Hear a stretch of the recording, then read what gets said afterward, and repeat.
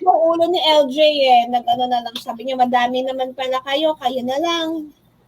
Sabi ko nga madami.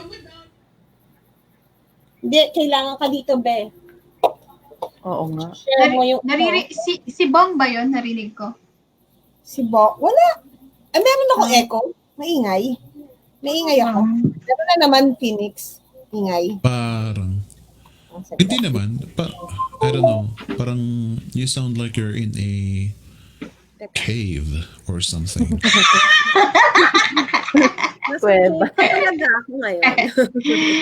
Naka-hibernate ko lang sa cave.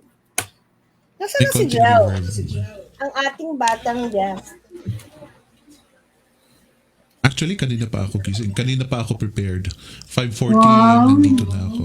Kaya tayo kay Queens. Actually, kahapon pa siya gising kasi sabi ko Monday kahapon. Nagulat siya. Sabi niya, Monday ba ngayon? Teka nga, napatingin pa siya sa kalendaryo. Grabe! Relax ako. No? It's Sunday. Tapos kako, ba't ito nanggigising ng ganitong oras? Ganitong araw, Sunday na Sunday pa man din. Biglang sabi ni Ana, hoy, Monday ngayon.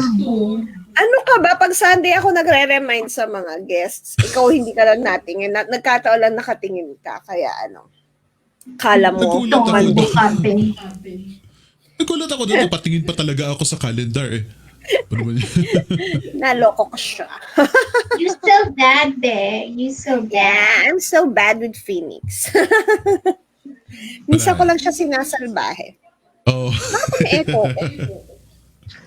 May echo ka. Ako yun, may echo. It could be. Hold on. Okay. Teka. Ay, naka-live na pala. Echo. Tsaka maraming nakakamiss sa'yo, be. Kaya dapat nandito ka. Wala. I live a low-profile life. Weh! Hindi kaya. Hindi. It's number 2. Yes, I'm a background person.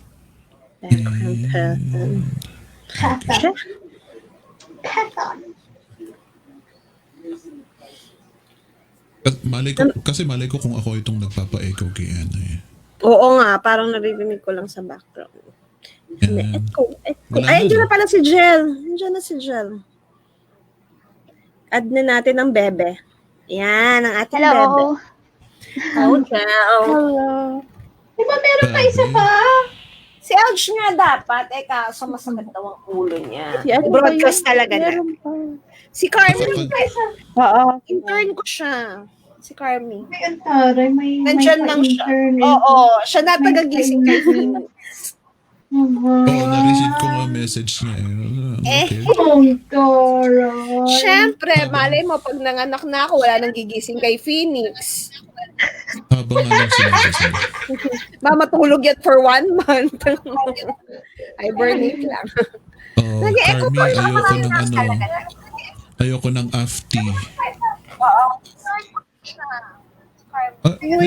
Ako yun. Wait, ano ba yan? Ako yun. Wait, sorry.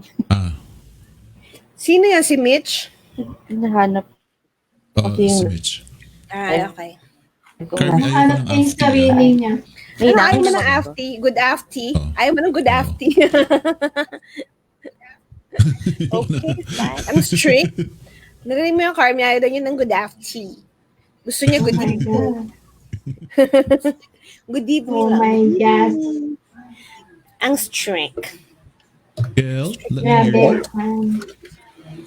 Hello, Gail? Hello po. Salita ka nga. Hello, Gal. Okay. Hello po. Alam ko ng lolo. Okay naman po ba? Baka mabagal siya. Okay Ikaw naman. baka mamaya nagsasalita ka, di ka namin naririnig. Kailangan na medyo testing ng konti. Testing. Hello, test, mic test. Oo nga, kanina kasi bagong setup. If you recognize. Ang ganda ng mic ni ano. Yeah, I got a new Sir microphone. Phoenix. Anong mic yan? Samsung. Hindi Samsung. Si Samsung sa partner ni Samsung and Delilah. Yeah. Samsung. Okay. Kaya, ang hirap, ang hirap i-pronounce kasi agad-agad nagre-register sa utak ng Samsung. Samsung. Samsung. Ang artist, Samson. Hindi after Samson.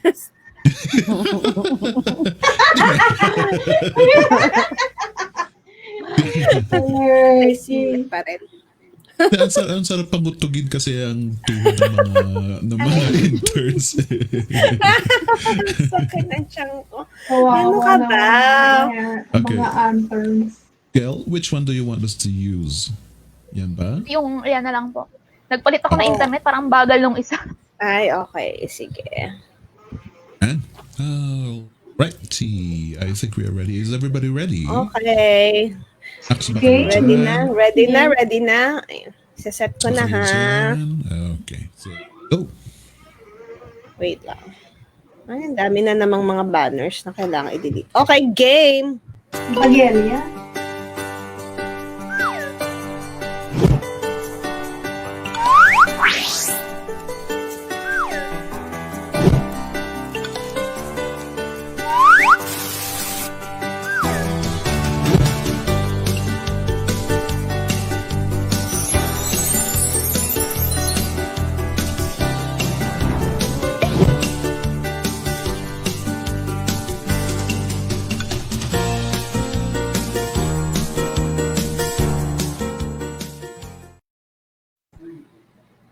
Hello again, everybody. Welcome to tonight's episode of Flip Chat and Chill, where we get to gather a bunch of people to talk about the ins, the outs, the ups and downs, the good, the bad, and the beautiful of freelancing. Right now, we are going to talk about what, Anna? How to choose your first client. Alam mo, sa totoo lang, ngayon ko lang nakita yung topic natin. Yan sinasabi ko. Kanina pa ako dadalang dada. Nagising, hindi mo pa nabasa kung anong topic. Ano ba? Nagulat ako. Aha, yan pa ang topic natin ngayon. Okay. Yes. So why is this our topic for today, Miss Anna? Well, actually, ito yung mga kalimitang tanong pa rin ng mga newbies natin, 'di ba? Yung iba kasi parang minsan pagka na-hire or pagka nag-a-apply, kahit ano na lang, yung parang basta ma-hire ako, sige, eto na, pwede na to. So dapat nating matutunan kung paano piliin ang client na para sa atin, 'di ba, Be? Alam niyo ba yan? Yan. Yes, absolutely. This is a very interesting topic. I know, yeah. Kasi lagi natin sinasabi, sige lang, mag-apply ka lang, mag-apply. And then a lot of us are, especially the newbies, a lot of us are getting desperate dahil yun nga, importante sa atin, like Anna said, importante sa atin yung makakuha ng kahit anong client na, kahit sino na ang nandyan. And as much as I recall my previous interview last Saturday, sayang nagsabay kami ni Jason pala, hindi ko alam na nagsabay kami ni Jason. But I have an interview from Jing, and napa-recall niya sa akin yung first client ko. My first client was very terrible.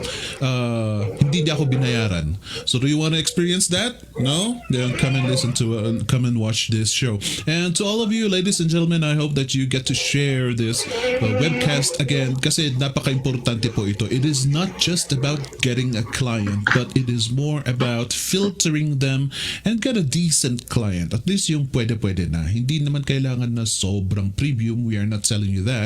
But we are telling you to know how to filter these clients para malaman naman ninyo na we are trying to teach you to be the one who will choose. Hindi po yung tayo itong pinipili. Tayo po itong pipili. So, to all of you who are interested in this topic, go ahead and watch this. And to all of you guys, I want you to share this and let us know where you are watching this from. Dahil meron po tayong mga interesting panel right now. Mga napakaganda. I hate them so much because they're so beautiful. I'm so sorry. Magaganda mga pinipili ko talaga. Oo nga eh. Nakakainis na, nakaka-insecure na eh.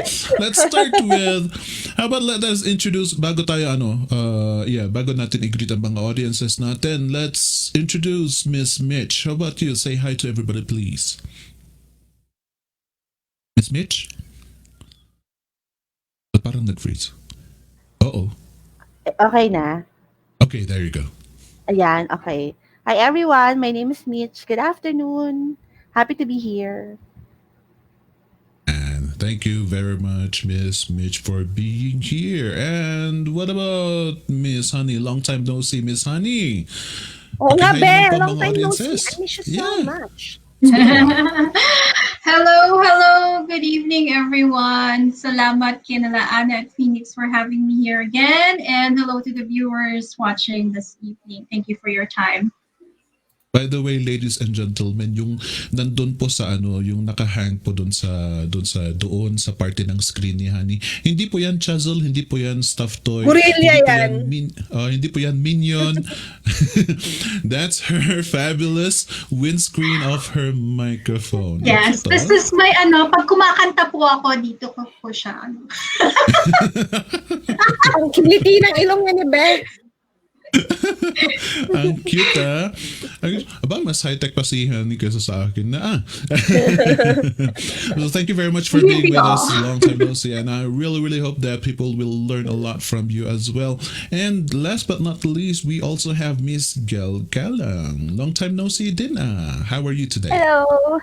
Hello everyone, I'm Jel and ayan, nung nag-reach out si Miss A, sabi ko, yes, kasi parang ang ganda ng topic, something na sana meron noong nagsisimula din ako. So, good evening. I love that.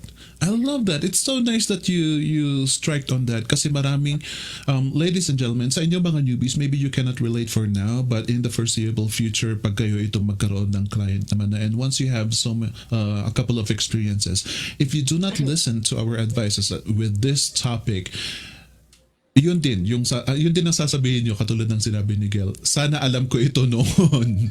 sana namili-mili rin ako ng mga clients because one of the things that will help you out greatly in your freelancing career is your startup. Kapag maganda ang simula ng freelancing career mo, medyo smooth ang pag-angat mo.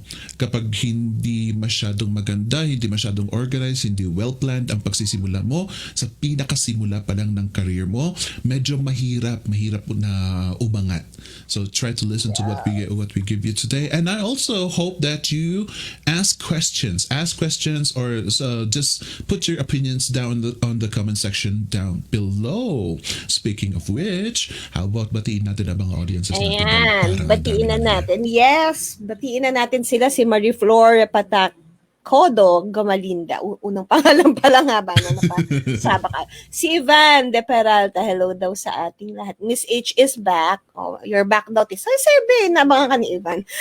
Vivian, watching from Davao City. Yan, si Mami Vivian. Mi Ases Laksamana, hello. Lenny Babaw from Marikina City.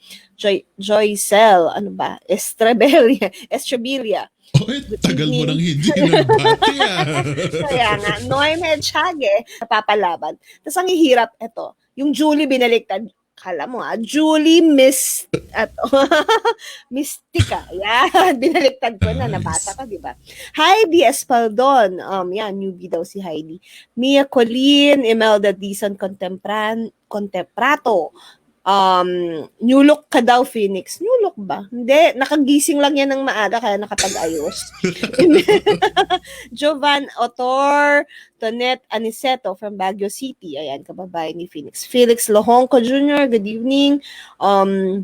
Yun, inaantay rin si Jel ni Ivan. Dante Rivamonte. Ang daming newbie. Janice Fabellar, Sup. Let Amogis, tama. Watching from Baguio City. Dante from Tarlac, Becky Sagario, ayan, newbie rin daw si Becky, watching from Cebu, Jinky, ayan, si Carmi from, sa Cavite pala si Carmi, tingnan mo, intern ka, di ka na taga Cavite si Carmi, ay Carmi, ayaw daw ni Phoenix ng good afternoon, okay, noted.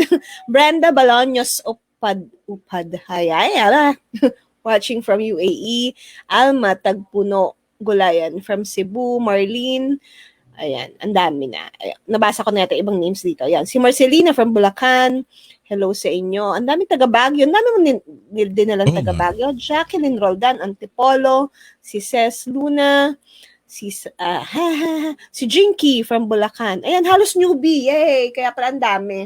Ang daming nanonood, ang daming viewers. Tapos, isisingit ko lang na, kaya ako din napili sila Mitch and Jel, at saka si Honey Be. Mga coaches din to ng Guided Hustle Challenge. So, yun. Mga na to, mga bihasa ng Retired coach na. si nag-retire. Nag-retire na muna. Nag-iba ng landas.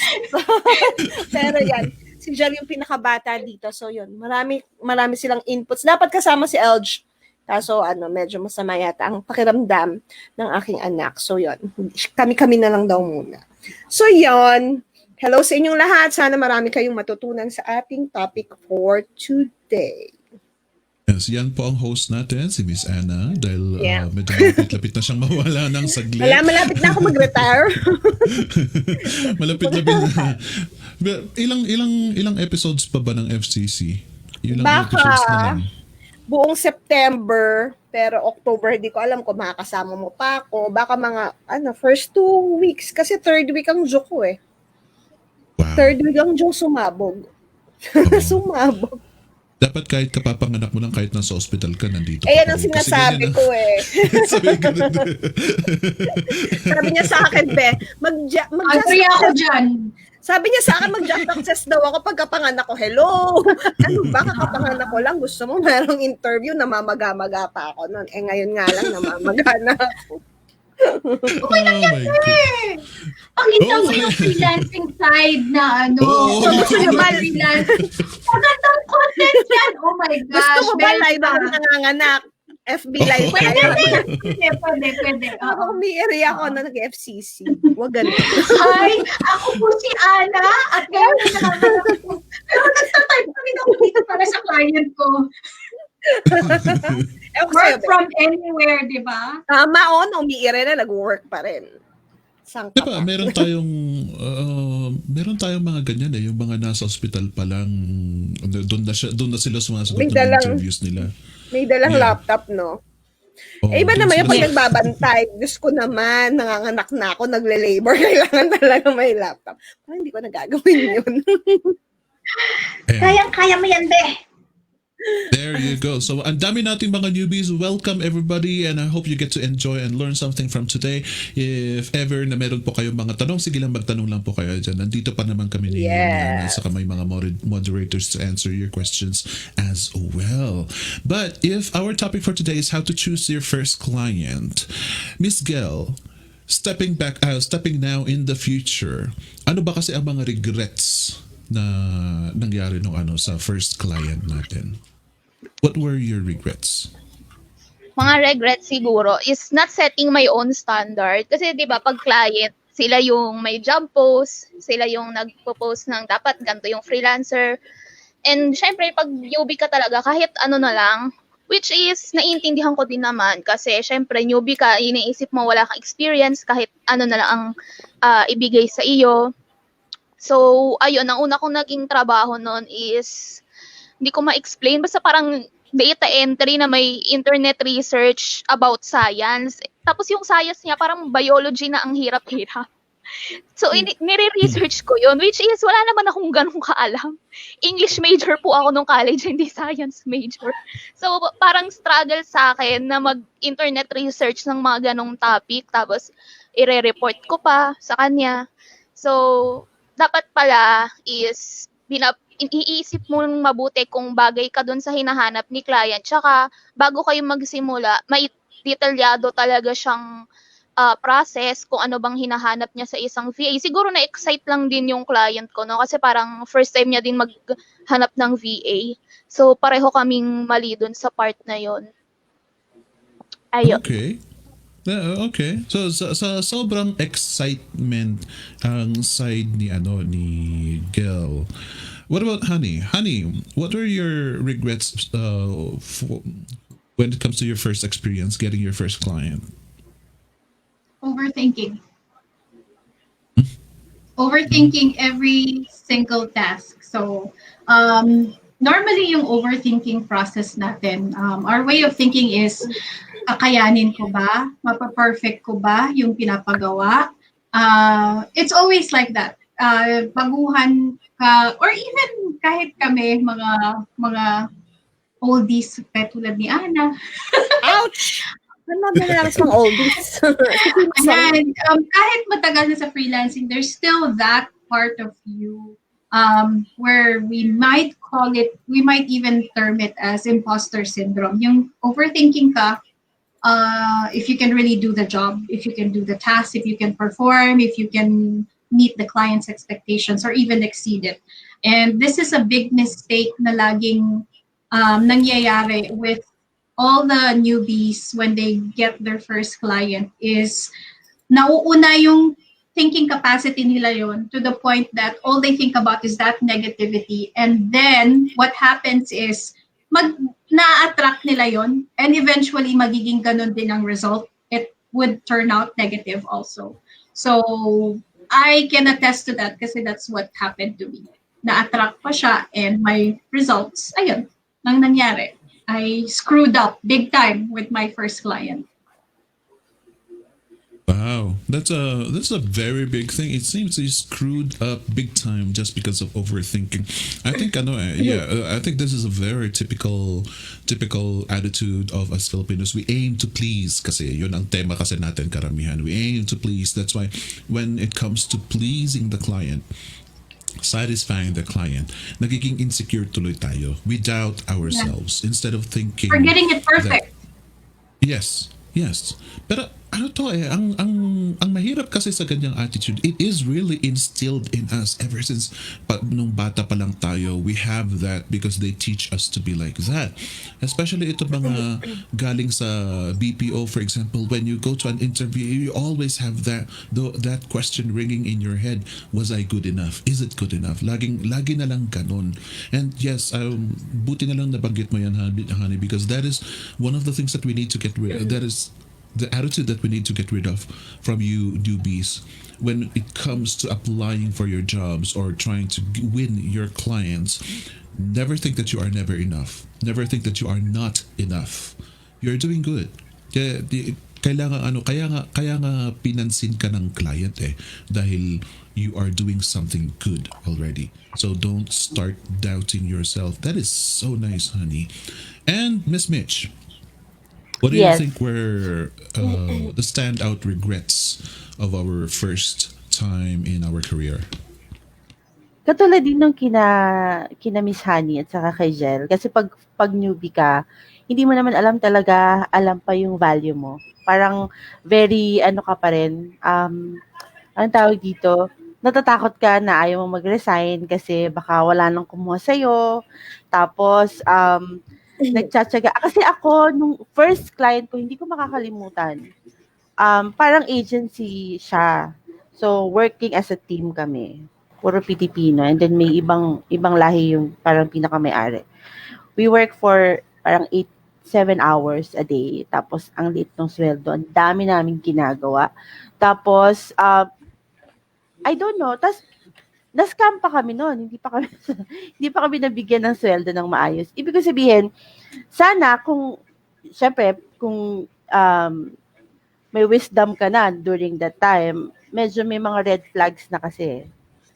So, hindi ko yun nakita or parang inisip ko na, hindi, sige, baka naman hindi.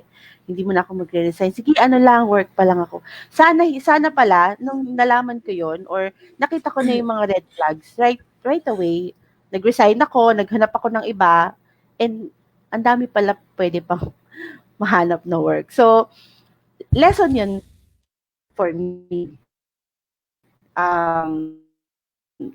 Nagre-regret ako, pero yun nga, medyo hard way yung I think that is very good, Mitch. Kahit na nagre-regret, may mga regrets tayo. hello. These Wala. are the experiences that we need to learn, especially in your position as a coach now. Yung mga negative experiences mo, doon ka humuhugot para ituro mo yung tama para sa mga newbies naman. Bad experiences can be converted into good experiences depending Yes, on definitely. how you project it. Yeah. So lahat tayo, including you, ladies and gentlemen, do not be afraid to make a mistake. No matter, wala kasing perfect eh. We try so hard to make every step of our way perfect when that just doesn't work. That just doesn't exist. We always make mistakes.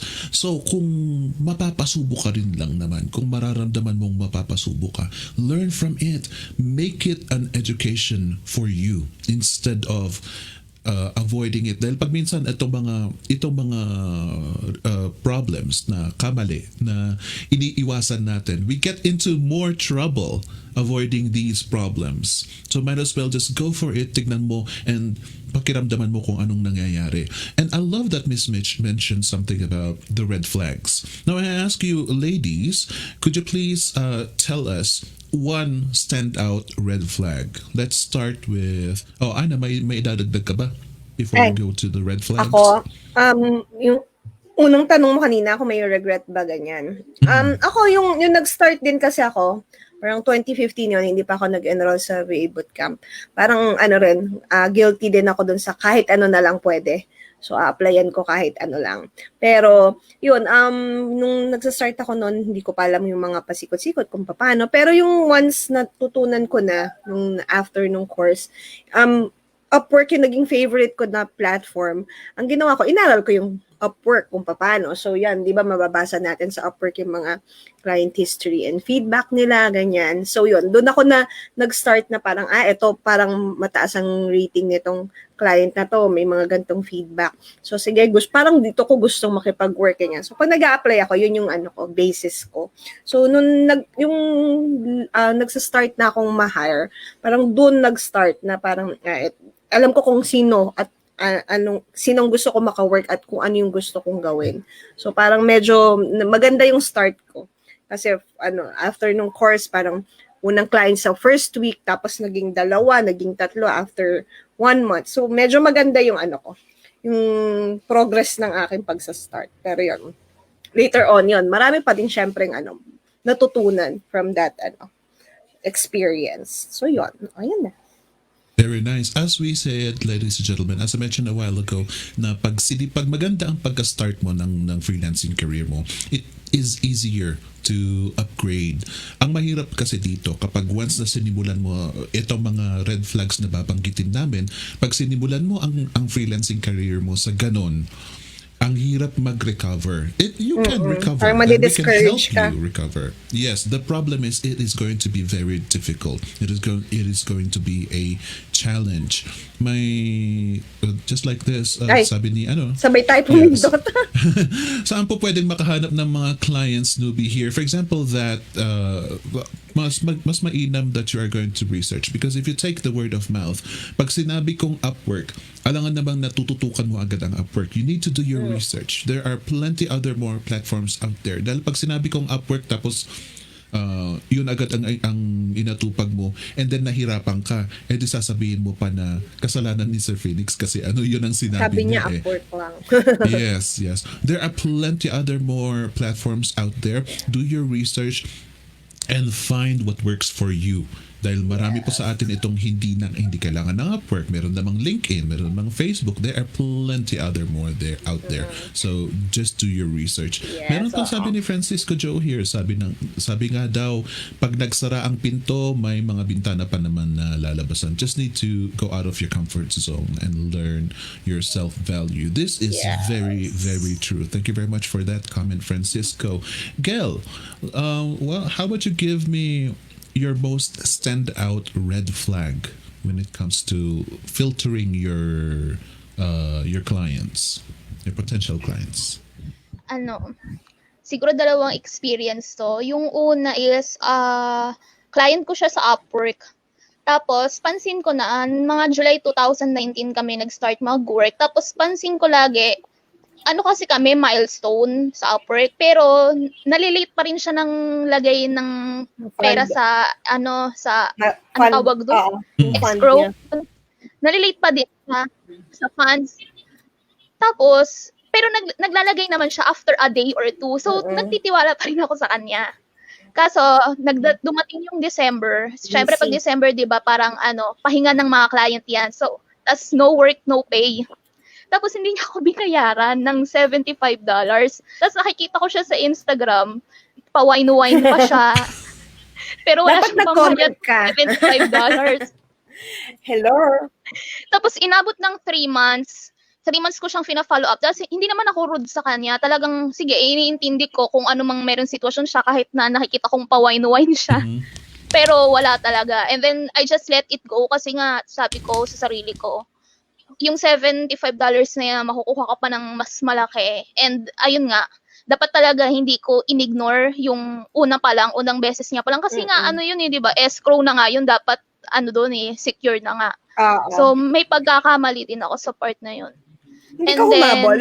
Hindi mo hinabol sa Upwork? naghabol po ako 3 months. So, March 2020 na.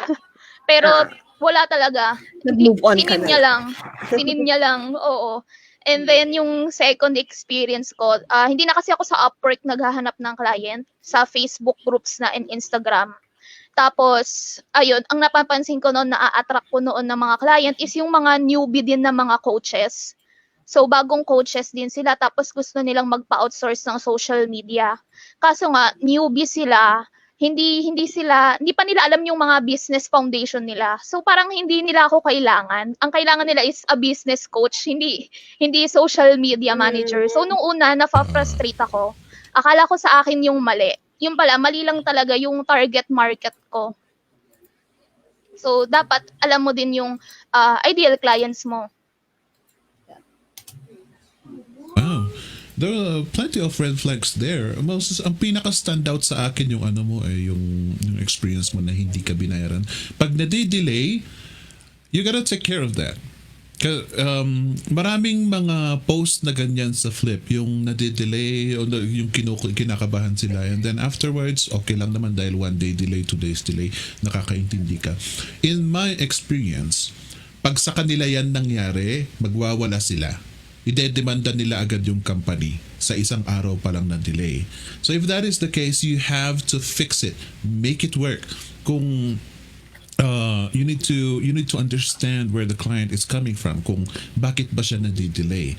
And if you discover na he or she is just delaying it on a whim dahil wala nga siyang pakialam sa'yo, then that should be a very big red flag. But if he is delaying or she is delaying because of some reason, like technical reasons or something, well, perhaps you can even help the person. It's important that you find a solution. That is what, kasi that is already a problem. A day of delay sa payment, lalo na systematic sila doon sa other countries. They got credit cards. There is escrow. Dapat systematic yan. Automatic yan. So why the hell are there some delays? Maybe because yun nga, siya mismo itong nagdi-delay. And if that is the case, red flag number 1. Thank you very much for that, Ms. Gail. And also, knowing your client, you also have to know yourself and know your client. Just make sure that sa attitude sa atin kasi pag minsan we are strictly looking at the job description, but there are times where even the client do not know what they need or do not know what they want. So you have to really be able to assess what the job entails. You need to know, but hindi mo yan makukuha agad sa job description But by the time that you have an interview with your client, you need to take advantage of that. Wag po tayong oo na lang ng oo, yes I can do that, yes I can do that. If there is a concern for you, if there is a question for you, if there is a question that you need to ask, like what is your direction in this project, what is your direction in your company, if you can ask that from your client, then that's where you can assess if they need your services or not, because you need to be fair with yourself and you need to be fair with your client. 2 red flags. Thank you very much, Miss Gail. What about you, Miss Honey? Let's go to you. Okay. For me, it's speech patterns. Yes. I'm very particular with the way a person talks. So, kahit sa job description pa lang, that's I already am able to identify red flags from there. So, ibig sabihin, I'm very observant with the way they use their words. Kung very forceful, aggressive, and demanding ang mga job descriptions nila, to the point that parang ganito, I'll give an example for everybody. You should be available 24/7. That's a no for me. Wala na daw tulugan, be. Or let's say you should be available all the time via WhatsApp. No na yan. Okay. So, but of course, I'd still give leeway pa rin sa mga ganyan. That might be one of the things that might irk me. Pero pagdating sa call, which I really prefer, I love doing video calls with clients, and I prefer video calls kaysa sa call lang or text. I can tell if a client would be good to work with me kapag nagka-crack siya ng joke, he or she smiles, and they're very open about their business, the model of the business, their brand values and mission and everything like that. And you can tell how they talk about their business if they're really passionate about it. If they're not, then I'm not working with that. I can't get behind a client who is not passionate about their business. Yan lang. Wow. Advanced level yan ah. The speech pattern. But, kung tutuusin, ladies and gentlemen, itong sinabi ni Miss Honey, try to observe their language, their body language, or their speech pattern. This is something that we do almost every day. Because we can tell, when we talk to a person, we watch their body language, we watch out what they say, and we can determine whether the person is lying or not. Can determine whether they are excuses or not. Kung nagagawa natin yan sa real life, you should be able to do that in freelancing as well. Ang ano nga lang, the disadvantage is we are basing everything on text. Dahil sa pagbasa natin sa job description, we have to be able to know the tone. And that is easily misunderstood sometimes kasi tayo nga mismo, we don't, sometimes akala natin galit yung isa dahil sa mga tinitext niya, hindi naman pala. Maamo pala ang tono. But that is just a personal mistake. That is a human mistake. But with practice, as what Miss Honey said, you should be able to learn the rude clients, the kuripot clients, the strict clients, and there you will determine if that client is a match for you. Alam ko, sinabi ko rin doon sa interview ni Jing na ang mga clients ko ngayon kasing sungit ko rin. We have this good match. And it's kasi pag nakikita ko sa job description na gusto niya na medyo flowery and yung mahilig siyang mangumusta, yung tinatanong kung ano ang personal life ko pa, I tend to move to the next job description kapag hinahayaan ko para sa iba yung mga yun. Because friendly ito doon sa mga mahilig sa friendly, pero kapag ang nakita kong job description is very concise in one paragraph, alam ko na kung ano ang gusto niya sa akin, then that is the client for me. Ganon, hanapin nyo kung ano ang context. Yung mga red flags na sinasabi ni Miss Honey, like yung mga you have to work 24/7, just know your value. You have to know your capacity and you have to know your worth. Because by that, hindi ko naman sinasabing itaas mo ang pride mo, but of course, you have to be realistic. Are you really willing to work 24/7 for a job, for a boss, for a client? Are you really willing to do that? Because if you are going to agree with that, then the client will take advantage of you. It is only you, ladies and gentlemen, it is only you who can decide kung magpapauto ka o hindi. You gotta learn that. So that is a great red flag, Miss Honey. I hope that a lot of you, ladies and gentlemen, will take from that. My opinion po from Lenny Babao.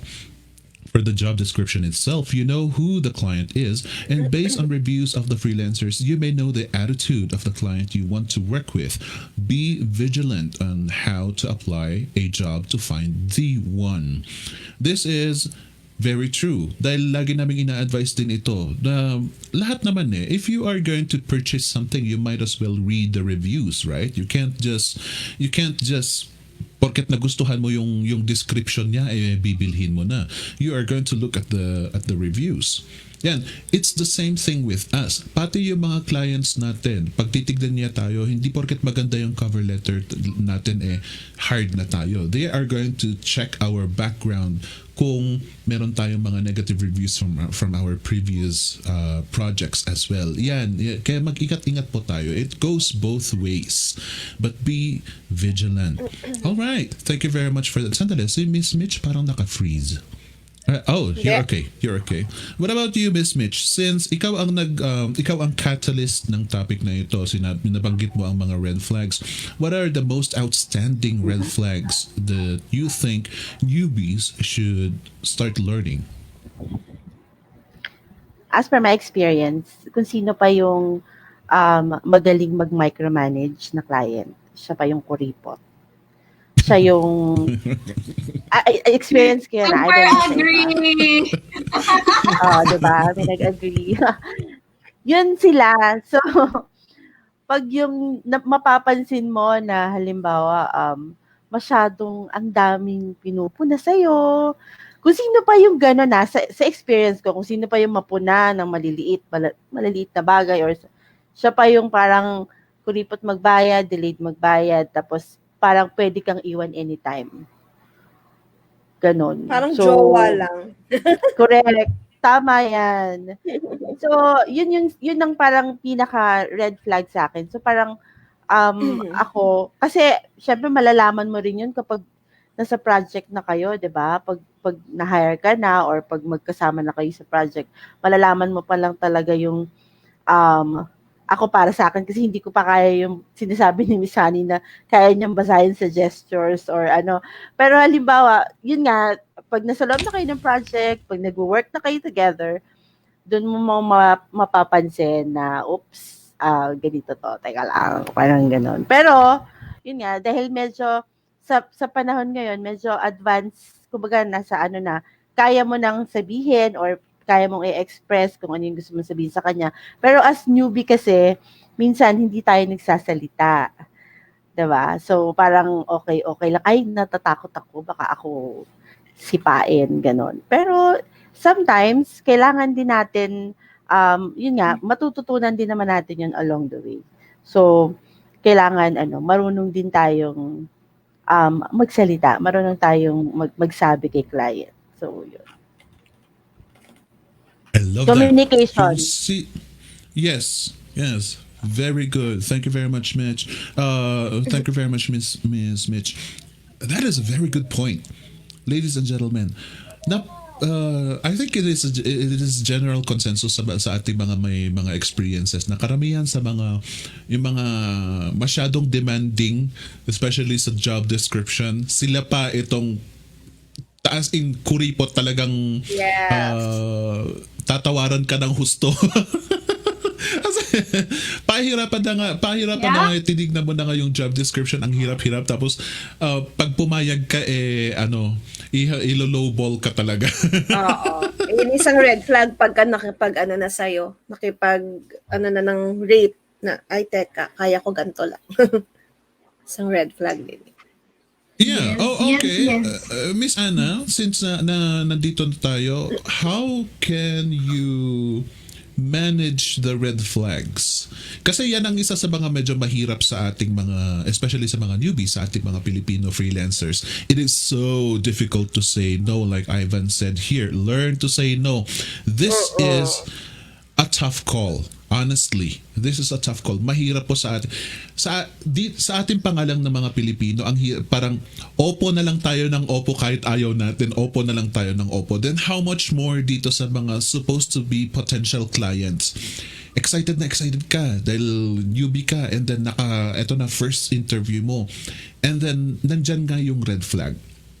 So how does a newbie say no, for example, like yung sinabi mo nga, may nag-lowball sa'yo. How are you going to say no? Usually, minsan naman, di ba, pagka may mga ganyan, pagka may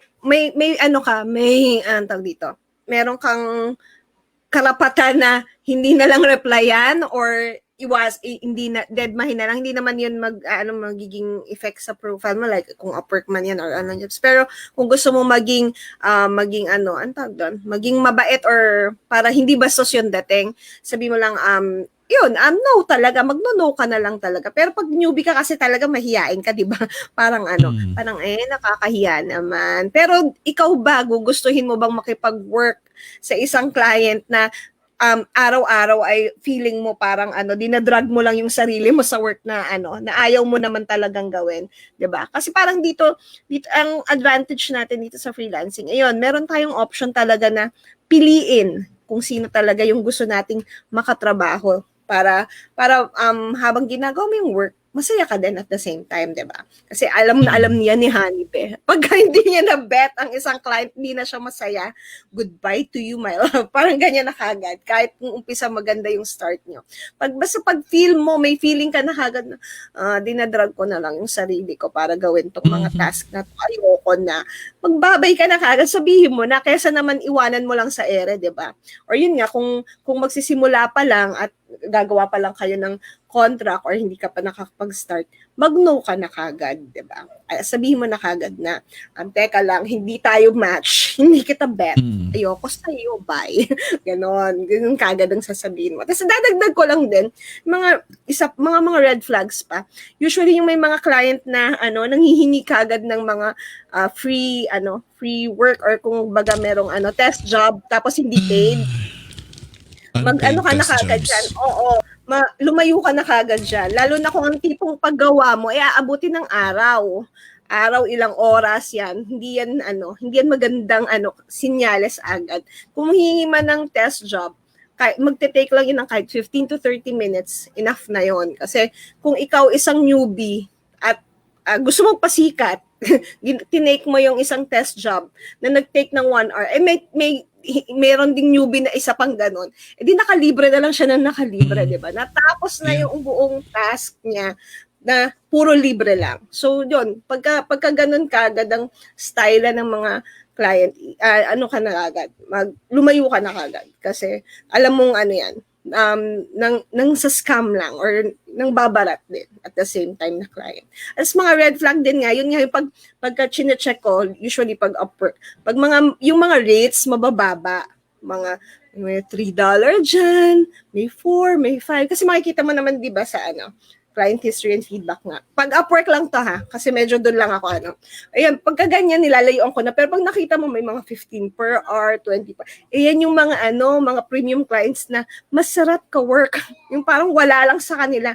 Basta magawa mo to, sige, babayaran kita ng gantong rate na kayang ibayad sa'yo nang walang masyadong ka-stressan or hindi ka babaratin talaga. Kasi kayang-kaya nilang magbayad, basta tapusin mo lang yung kanilang mga pinapagawa. So yun yung mga ko, masashare ko. Thank you very much, Miss Anna. Kasi totoo naman yan. And in fact, I am one of those guys who started off working for free.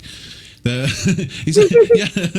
was one of those. Kaya nga ako naging galit na freelancer. Kaya naging ganyan ka. Kaya ako naging stricto. The grumpy freelancer. Oo. Doon nag-evolve si Phoenix. There is kaya nga yung sabi ko when we make mistakes, ladies and gentlemen, just learn from it. Stop nandyan na yung regret, but you try not to delve too much into it na, ito palang nangyari sa akin, kawawa naman ako. You cannot do that. We have to keep on going and going and going and going. How do you do that? Learn something from it. So, nung nangyari sa akin yan, nanilibre ako dahil practice ako.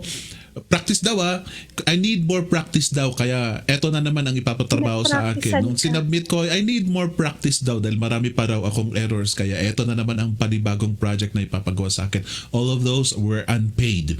And because of that, fuck you. Yun na lang ang sinabi ko sa mga karamihan. Ayan po ang storya kung paano naabuso si Phoenix. Hindi kasi may nagtanong dito how do you say, ayan, si Miss Mia Colleen said, how do you say goodbye as a client? Well, don't say fuck you.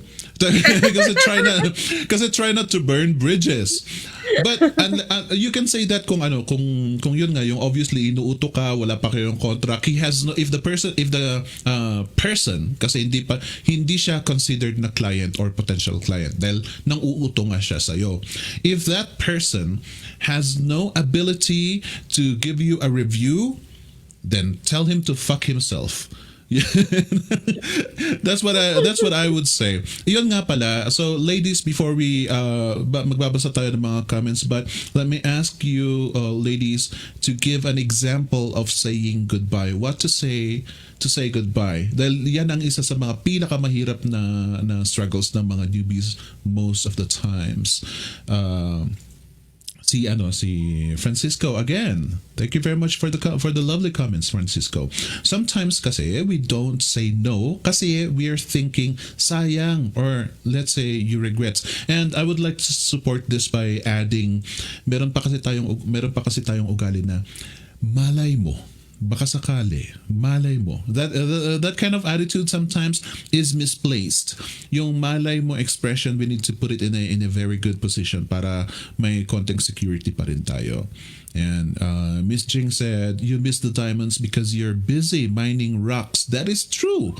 Yun nga sinabi ni Miss Anna na inaasikaso mo, inaatupag mo itong this job that is dragging you already, that you are regretting, samantalang who knows kung nandyan ang premium client na supposed to be mapunta sa'yo.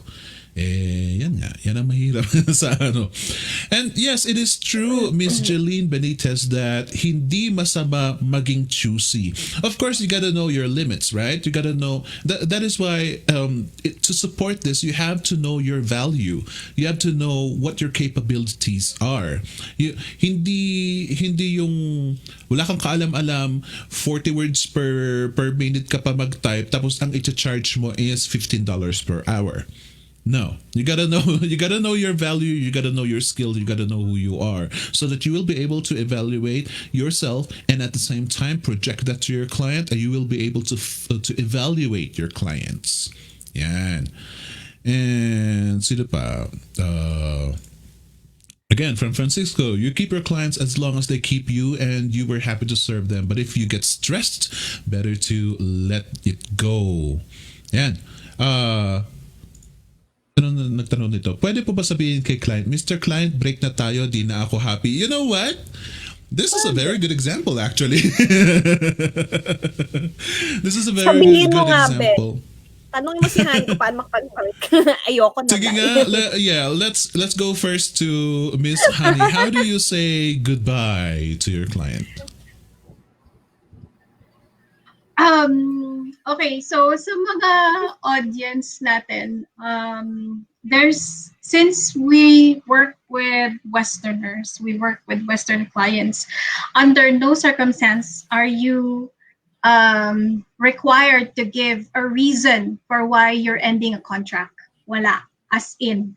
So you can just end your contract and say, thank you for giving me the opportunity to work with you, but I would like to end the contract as of effective today, now, whatever. So normally that's my line. Thank you so much for letting me work with you. I had a blast, although I feel that this is where our contract will end. I wish you well in all of your business endeavors and your personal as well. And goodbye. That's it. I don't give any reasons. I do not owe anybody any reason for me ending a contract. Wala. Kahit kayo, you do not owe anybody reasons. Ganon. Tapos. I so love that. I love that. Ano, ladies and gentlemen, kaya nyo ba? Let me ask you that. Kaya nyo ba? Yung sinabi ni Honey. Because if you can, then that is sheer confidence, which is something that you definitely need. Lahat po kami dito, we can say that. We can definitely say that to our client. We do. Tama naman si Miss Honey eh. All of you, ladies and gentlemen, you do not owe anybody some explanation kung bakit ayaw ninyo. It's kasi pag i-break mo yung jowa mo, pag nag-explain ka pa ng 3 pages, ibig sabihin ayaw mong makipag-break, gusto mo lang nasuyuin ka. Pero if you really want to stop the relationship, that's it. That's it. Goodbye. wala nang explain kasi ayoko nang patagalin pa ito. And that goes the same. So that goes the same with freelancing.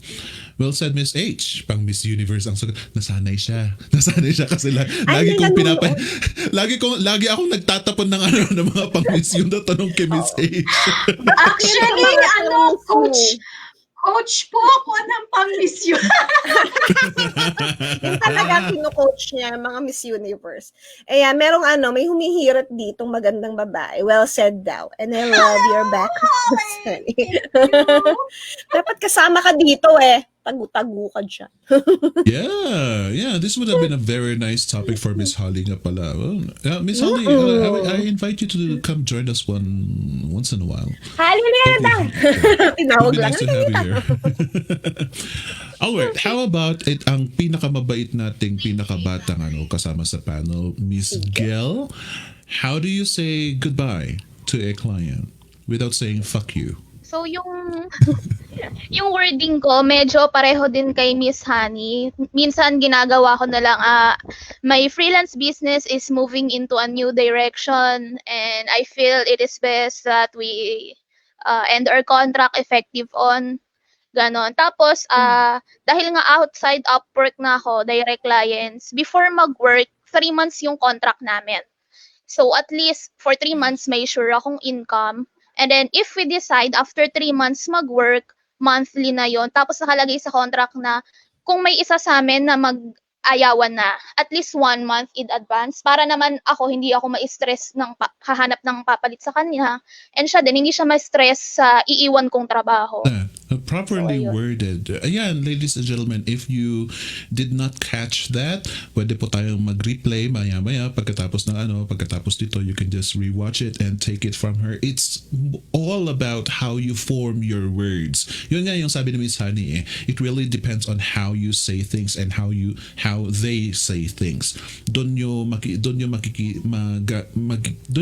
pwedeng gawing easier ang pag-let go. Miss Anna, is there anything you want to add? Yep, meron lang akong isisingit, baka makalimutan ko. So, itong topic natin, hindi natin tinuturuan yung mga newbie na maging choosy ha.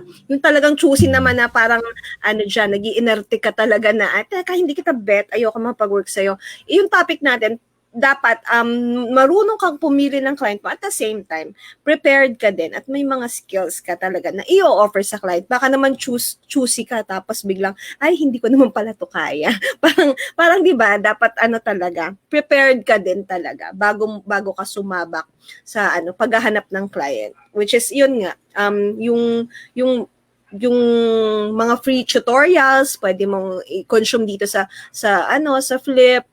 Yung mga newbies na nanonood, marami tayong mga helpful na blogs dito, marami tayong mga threads na pwedeng yung basahin din muna bago ka maging choosy sa mga client. Kasi syempre, pag nag-umpisa ka talaga, alam ko yung feeling na parang igagrab ko na to, pwede na muna to for now kasi magugutom na ako, 'di ba? Parang kailangan ko na magbayad ng bills and all. Kasi kami, parang pinagdaanan namin yun, kaya sinishare namin sa inyo kung paano talaga later on matututunan mo kung paano ikaw ang dapat pumili dun sa client at hindi ikaw yung parang oo lang ng oo, parang empleyado pa rin ang dating mo gaya ng nasa corporate ka na parang sige, baw na lang ng baw at gawa na lang ng gawa kahit ayaw mo na.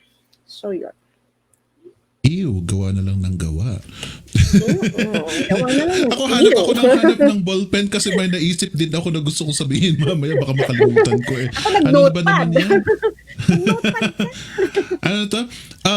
Yes, that is very true. And there are a couple of questions here that I would like us to address a little later. Pero unahin muna natin si Miss Mitch. Miss Mitch, what about you? What is your way of saying goodbye to a client? Actually, isang beses pa lang ako nag-goodbye sa client. Parang last year. Parang same kami ng template ni Jel. Parang ganun lang. Hindi ko directly wala rin ako sinabing masyadong reason. Parang lang. Kasi ayoko na talaga din. Kasi nai-stress ako sa kanya. Hindi naman worth yung yung stress na nararamdaman ko. But anyway, ganun lang, sinabi ko rin, siguro para may leeway ako na parang binigyan ko siya ng at least 2 weeks ata para makahanap ng replacement. So, hindi naman siya sobrang iniwanan ko ng bongga. Binigyan ko rin siya ng parang time para may kapalit, gano'n. Kasi noon talaga VA ako sa kanya. So, ganun lang. Hindi ko naman siya iniwan sa air. Nagpaalam, nagsabi. Ganun. That is so nice, Miss Mitch. You know what? Ang mahirap kasi sa atin, ladies and gentlemen, magkakaiba tayo ng character. Si Miss Mitch, mabait siya. And that is something that you also need to assess to yourselves. Ako hindi!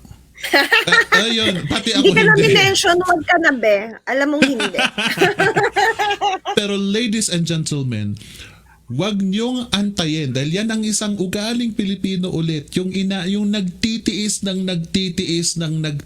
hanggat sa hindi na kaya. Wag niyong antayin na sumabog kayo na parang bulkan. The problem there are big chances that you will sabotage yourself. You will damage yourself because of your decisions while you are emotional. Habang galit ka, ang dami nating nagagawang pagkakamali dahil nagde-decide tayo habang galit tayo. Do not wait for that. Marami sa atin yung ganun eh. Pati sa corporate naman, yung bigla na lang, walk out na lang, out of the door.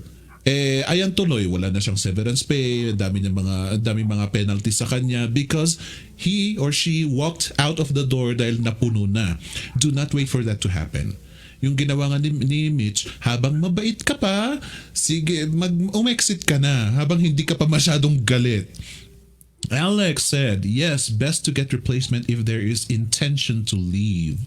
Tama si Mitch. That is true. Unless kung impyerno yon, wag mo nang ipasa ang impyerno sa kapwa freelancer. But if it is okay, you're just not happy, for example, and it is actually quite all right, sige, ipasa mo, share the blessing. Why not? Jene Ray said, is it hard to find a client? Because I heard there's a lot of competition sa Upwork Online Job PH. Well, it really depends. We got a couple of advices here. We got a couple of articles and videos that can help you. And if you listen to it and you just try to pursue and lumapit ka sa marami dito sa mga friends natin and to everybody else, we will be able to help you. Just watch for our advertisement later. Dagdag ko lang yung sagot. Yes, mahirap talaga, lalo na ngayon na maraming gustong mag-work from home. Pero yun nga, dapat maging prepared ka, maging skilled ka. So, dapat matuto ka kung paano talaga makipaglaban sa competition, diba? So, dapat maging prepared and yun, maraming YouTube tutorials. Yun yan, gaya ng sabi ni Faith. Yes, ayan. I'm so sorry pero medyo natabunan na yung parang tatlong questions na magkakaparehas. But some of you, ladies and gentlemen, asked na, what about if you're in a contract? Kasi nag-uusapan natin is how to say goodbye. Can you say that while you are in a contract? Of course no. But eto nga, yung warning namin sa inyo. How to choose your first client. Make sure that you do not fall in a contract unless you know the client. You medyo confident ka na. Huwag kang pumayag na magko-contract ka agad-agad kasi mahirap na. Yeah, well, in many cases, ang damage naman sa'yo is a real negative review. Unless kung talagang hahantingin ka dito sa Pilipinas. Pero as much as possible, do not agree on a contract unless you know the client already. Yung medyo confident ka na. Otherwise, just refer to an attorney, pabasa mo yung yung stated in the contract and see if you will agree with that. But never ever sign it immediately. That is very unprofessional. Anyway, alam nila na it takes time for you to sign a contract. You don't just sign it like that because they will never sign a contract that they won't read thoroughly or refer to their lawyer. Kaya kung ano ang gawain nila, expect that you can also do that.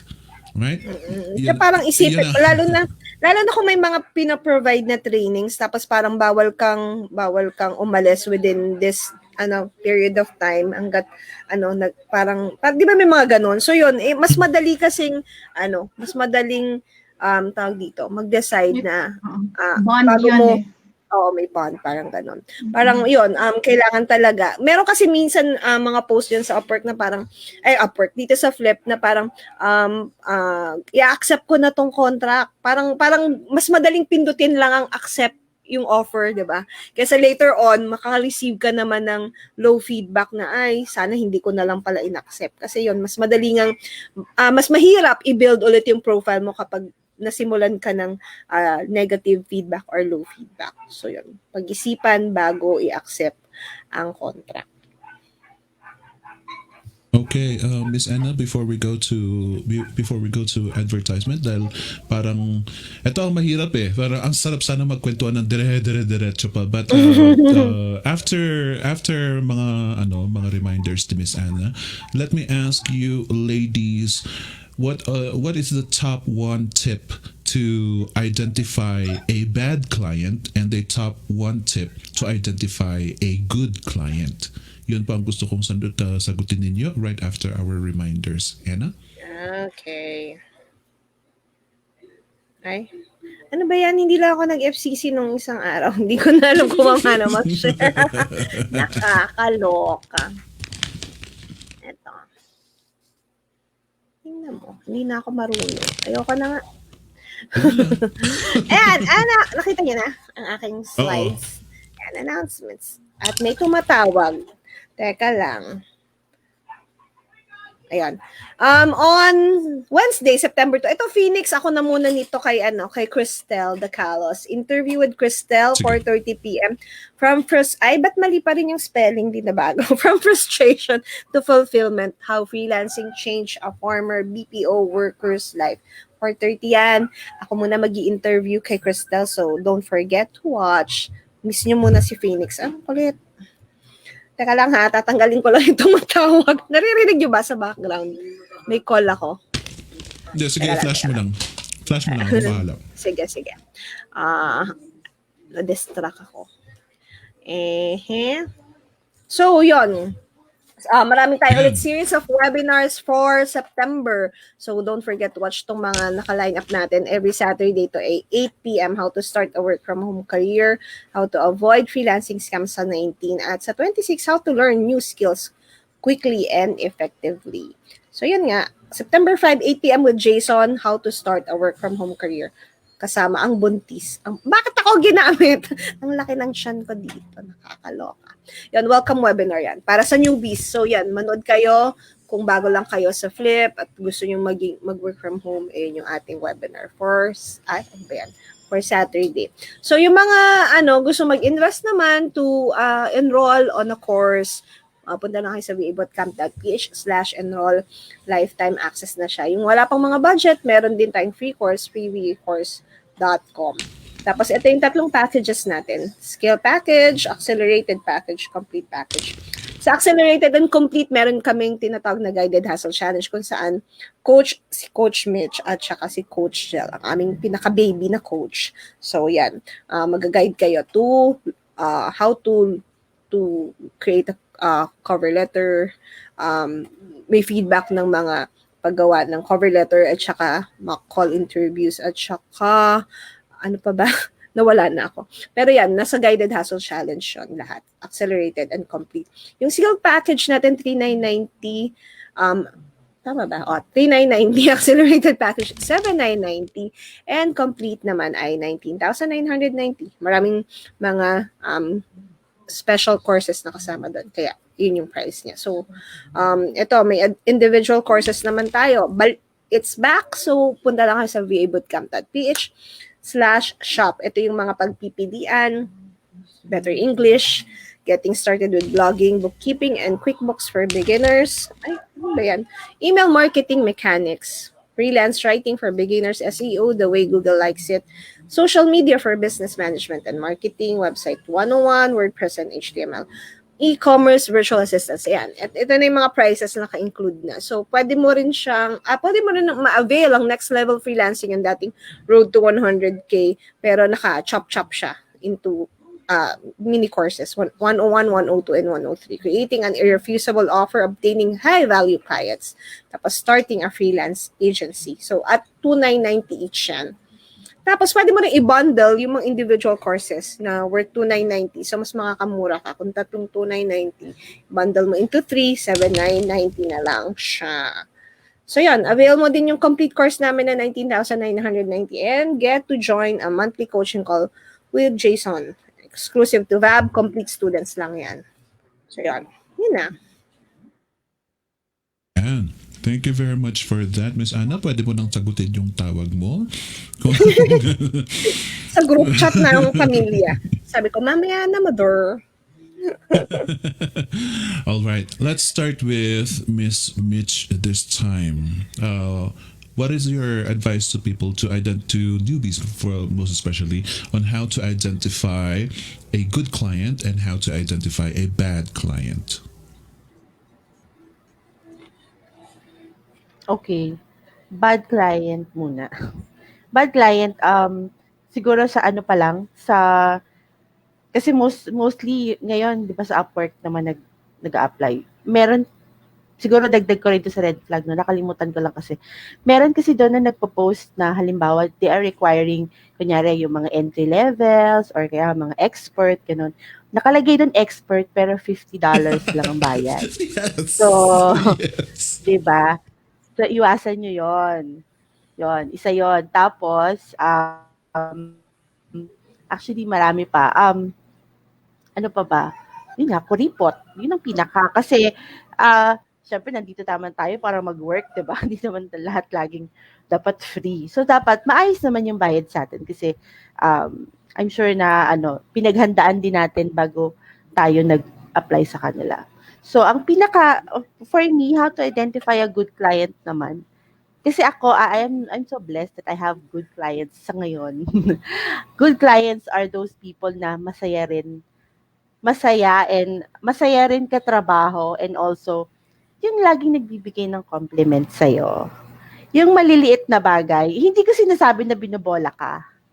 Hindi. Pero alam mo yung magaan na maliit na bag. Oh, thank you for doing this. Yung may what do you call this? Pag-boost ng confidence. Yes, nakaka-boost ng confidence. And alam mo yung pag-boost kasi yung confidence ng tao, lumalabas pa yung creativity, Yes. lumalabas pa yung mas Na-inspire ka mag-work. Na-inspire ka mag-work, kahit pa nga mag-overtime. Kaya alam mo yun, yung parang ganang-gana ka kasi boosted yung ano mo. Yes. Parang in love ka lang. Correct. Parang ganon. So, yun lang, ganon. Yun yung sa akin. That is so nice and beautiful. I love, ayan nga, ladies and gentlemen, magkakaiba talaga tayo ng character. And if you happen to be just like Miss Mitch, take it from her.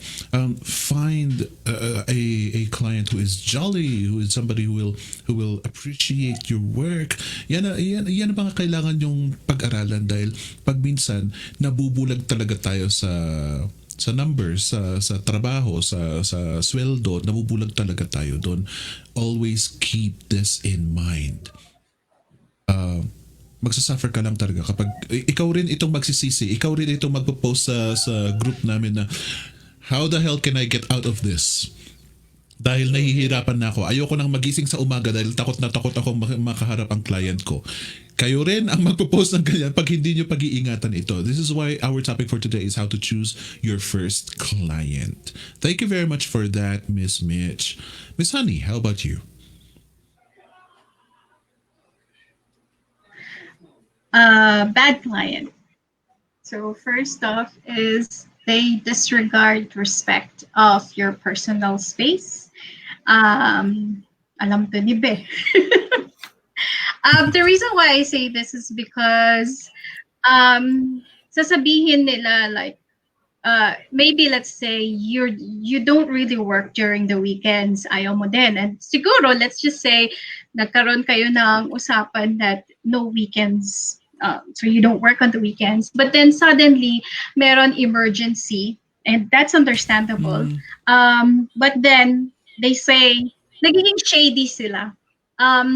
I really need this done right now, ASAP. And then they disregard whatever that you've planned for your family with your family. So that's one of the things. The respect should be there. Another thing is when they treat you, when you work with them, do they treat you as an employee or as a freelancer.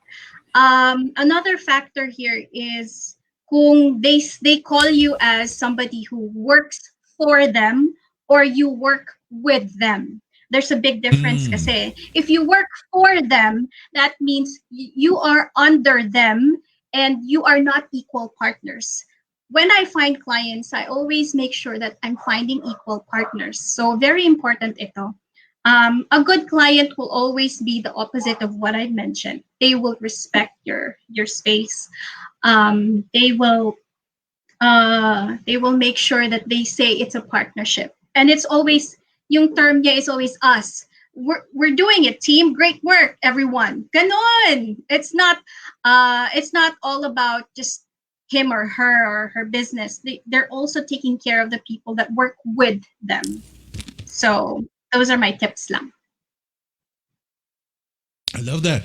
Wow, that's perfect. Ayan nga, when it comes to scrutinizing words, Miss Honey is the expert. Kaya nasa sa inyo po kung gusto niyo magtanong po sa kanya. Yes. Because I remember earlier on you did mention that you got to be careful with how clients say things. Yan. One example which I definitely agree because isa rin yan sa mga kinukumpanya ko. There's a difference between working with and working for. Now, as for you, ladies and gentlemen, you also have to switch that off, yung working for. Kasi tayo mismo, pag sa corporate, for example, pag mag-a-apply tayo ng mga jobs sa corporate, I would love to work for you. I would love to work for your company. That is not how things work in freelancing. Because if you, from the very start, pag sinabi mong, yes, dear client, I would love to work for you, magre-register na agad sa kanya na underling ka. But if for you, ikaw mismo, itong sa pinakasimula pa lang, I would definitely love to work with you. Yun. And Honey, like Miss Honey said, magre-register talaga sa utak ng client at utak mo that you are in equal terms. You respect each other as people. It's not of course there's a difference because you are getting paid, right? So ang attitude natin parang boss natin sila. But if you start saying working with, yun, magiging equal na kayo. Ang pananaw niya sa'yo is a person whom he is paying, whom she is paying for the services. It's not a workling, an underling. Hindi na yun. Immediately magta-transform ka. So you gotta be very careful with your words, and like Miss Honey said, use and try to detect with and for. Very good advice, Miss Honey. Thank you very much for that. And last but not the least in the panel, what about you, Miss Gel? Pinaghandaan mo ba? Ayun, yung language na work with them and work for you. Kasi isa yan sa red flag ko sa client ko. Tinanong ko sa kanya, I would like to work with you. Tapos ang balik niya sa akin, yes, would you like to work for me? Tapos, natanggap naman ako. Tapos, ayun nga, dinisregard ko siya kasi last year to. Tapos, bumabalik sa akin ngayon kasi ngayon, sinisisi niya ako sa part ng business niya na hindi ko naman hawak.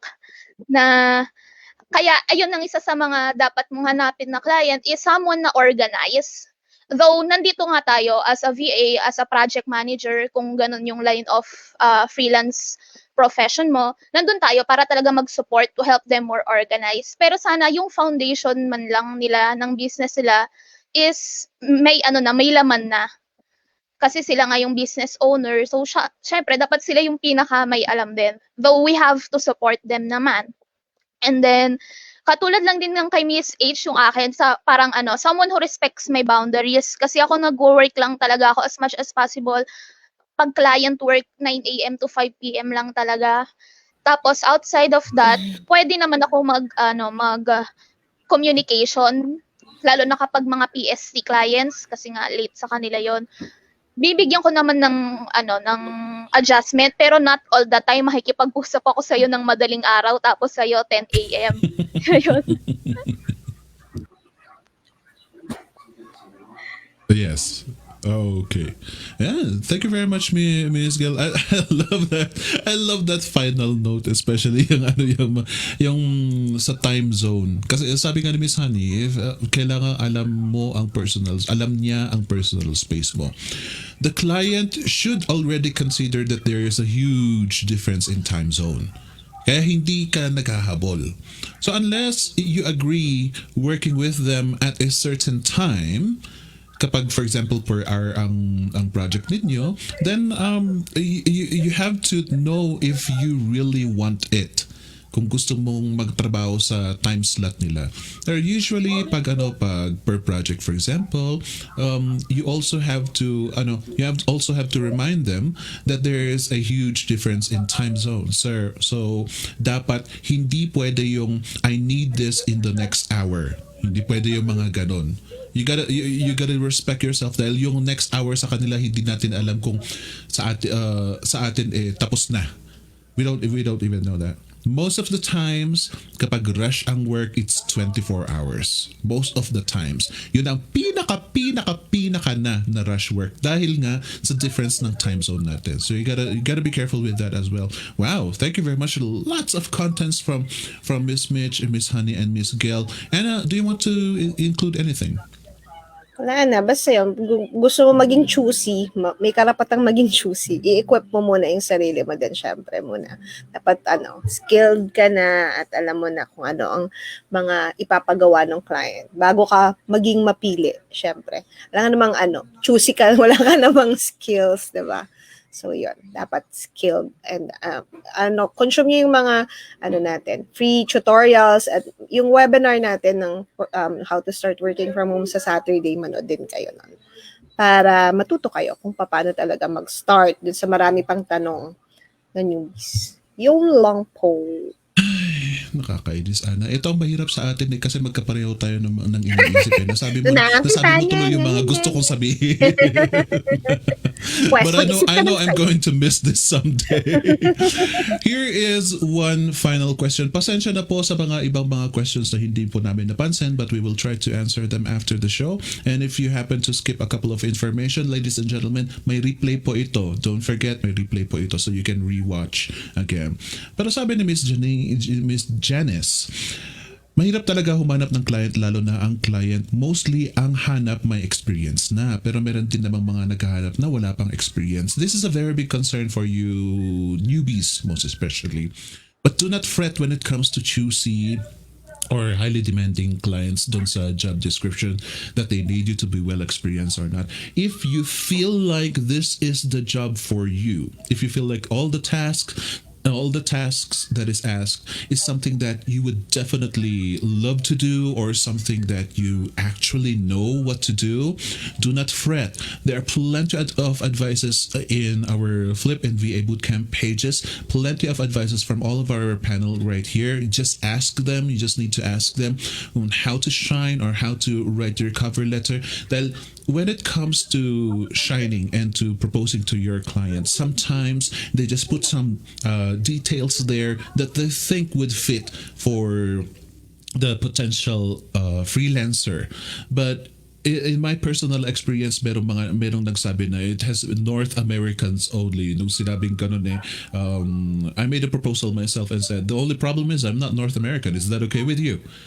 Nung sinabi kong ganun, I was actually hired because all of the tasks that were asked, I was able to do. So do not fret. Wag po kayong matakot hindi porket naghahanap sila ng mga may experience. Fill up your profile. Lagyan niyo ng mga sample works. Lahat na ng mga pwede na mga binibigay naming advices lalo na dito sa sa Flip. Go and try to follow them, test it out, and then maghingi ka rin ng mga advices sa mga kasama natin doon. Just be there and be active.